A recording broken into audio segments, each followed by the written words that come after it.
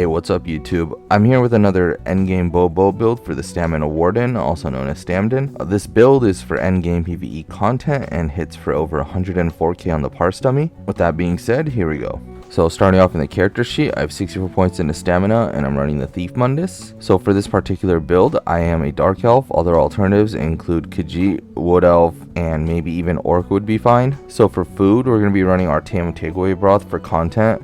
Cheaper and almost just as good alternative would be Dubious Camera on Throne. And if you're parsing or need more sustain, then Lava Food Soup and Salt Rice is always the go-to. So for potions, we're just be using standard essence of weapon power. These are important for stamina DPS because they provide 3 essential buffs. These include Major Brutality, Major Savagery, and Major Endurance. Keep in mind though, these potions do cost a bit, so make sure you have 3 points in a medicinal use to also benefit from the full duration of the potions. So for CP, we're going to be running Backstabber, Wrathful Strikes, Deadly Aim, and Master at Arms. On the red tree, Bloody Renewal, Rejuvenation, Fortified, and Boundless Vitality. So for gear, we're going to be running 5 pieces of Zogvin paired with 5 pieces of Reliquin and a Black Rose bow on the back bar with 1 piece Crags and 1 piece Harpooners. So breaking it down, we have a Zogvin bow charged with a flame damage enchant, Black Rose bow infused with a increased weapon damage enchant.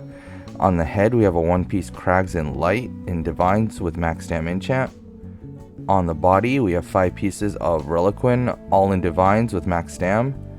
And for the legs, we have Harpooners, Divines with max dam again. And for the jewelry, we have 3 pieces of Zogvin jewelry, all with weapon damage enchants traded in Bloodthirsty. So for skills, we're going to be running Subterranean Assault, Lethal Arrow, Growing Swarm, Winter's Revenge, Camo Hunter, and Wild Guardian. Endless Hail, Magnum Shot, Poison Injection, Camo Hunter, Bull Netch, and Wild Guardian again. So this rotation is based off of your Subterranean Assault. So what that means is every 5 skills you cast Subterranean Assault again. So breaking it down, we're doing Subterranean Assault into Endless Hail, into Magnum Shot, into Poison Injection, into Winter's Revenge, and Growing Swarm. And then we're going to go back to Subterranean Assault and 5 Lethal Arrows after that, and then just rinse and repeat.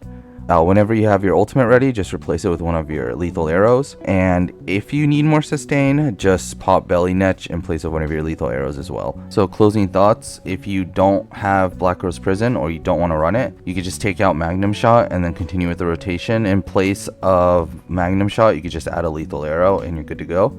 In terms of damage, I think Maelstrom and DSA Bow are both pretty close, so they're not bad options either.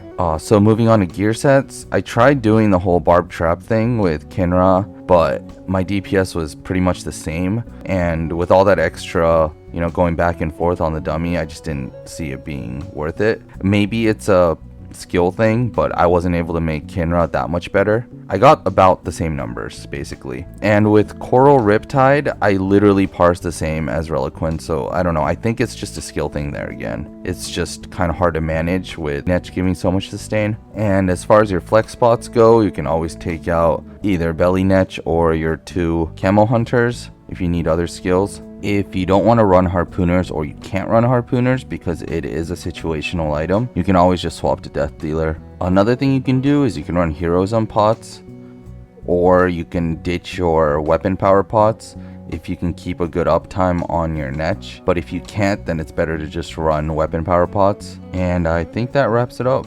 If you have any questions, feel free to leave them in the comment section below or come yell at me on Discord. Attached will be a parse and an outfit section as per usual, and thanks for watching and have a good day.